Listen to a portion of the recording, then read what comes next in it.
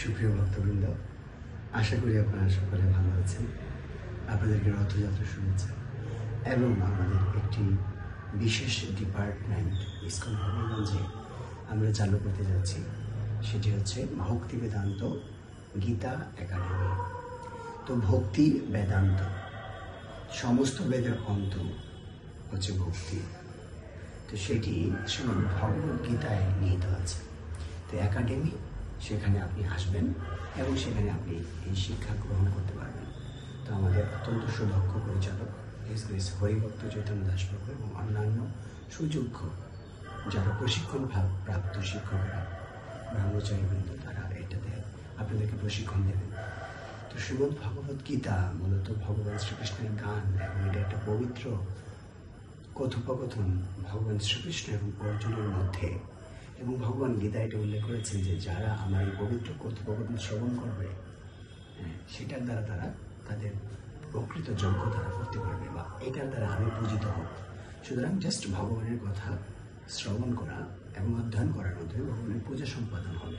তো এখানে আমরা কি জানতে পারবো? আমরা জানতে পারবো আমি কে, ভগবানকে, আমার জীবনের উদ্দেশ্য কি, শান্তি কোথায় পাবো, এই সমস্ত জিনিসগুলো আমরা জানতে পারবো। এবং আমরা প্রত্যেকেই কিন্তু কিছু না কিছু শিক্ষা লাভ করতে চাই, আমরা নিজেদের যৌবন ধরে রাখতে চাই এবং আমরা সবসময় সুন্দর থাকতে চাই। তো এই জীব হিসেবে সৎ, চিৎ এবং আনন্দ, এই তিনটি গুণ আত্মার মধ্যে রয়েছে এবং ভগবান কৃষ্ণের মধ্যেও কিন্তু এই তিনটি গুণ পূর্ণরূপে রয়েছে। সচ্চিদানন্দ বিগ্রহ। সুতরাং আমরা ফেসবুকের প্রোফাইল পিকচারটা কিন্তু খুব সুন্দর দিই, কেন? যাতে আমাকে ইয়ং দেখা যায়। তার মানে কি, আমি যৌবনটাকে ধরে রাখতে চাই। তো ইটারনিটি, এই নিত্যতা কি করে আসবে সেটা আমরা কিন্তু খুঁজে পাবো।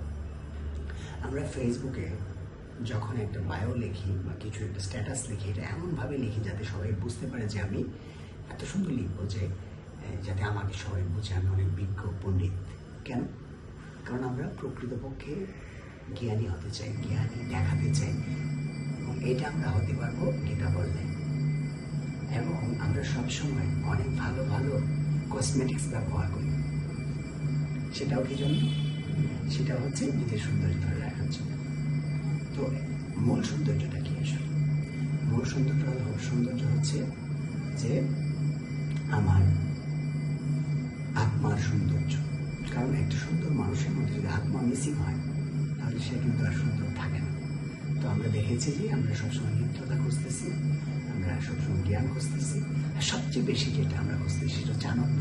কোথায় আনন্দ পাবো? কার কাছে গেলে আনন্দ পাবো? আমরা সারা জীবন ধরে ফেসবুকে আমরা কি খুঁজি? একটা পার্সনকে খুঁজি যার সাথে আমার সম্পর্ক হবে, তার কাছ থেকে আমি আনন্দ পাবো। কিন্তু কি করে আমি আনন্দ অন্যকে দেব, এটা কিন্তু আমরা করি না। আমি কি করে আনন্দ পাবো সেই জায়গায় আমি চিন্তা করি আমি কি করে আনন্দ দেব, তাহলে প্রতিটি মানুষ কিন্তু আনন্দ পেতে শুরু করবে। তার মানে কি করে অন্যকে আনন্দ দেওয়া যাবে সেই শিক্ষাটা কিন্তু আমরা দিনে থেকে পাবো। সো বন্ধুরা, এই হবিগঞ্জের নতুন এবং এইসব কথাগুলো বললাম, এটা খুব কম কথা, শেষ হচ্ছে না এই সময়ে। আসুন আমাদের সাথে থাকুন, ভর্তি করুন এবং অনেকগুলো বিষয়ে আপনি এনরিচ করুন। আপনার জড় জীবন যেরকম আছে সেরকম থাকুন, কিন্তু অনেক সমৃদ্ধ হতে পারবেন। আর দেরি নয়, আসুন আমাদের সঙ্গে। Thank you so much. Hare Krishna.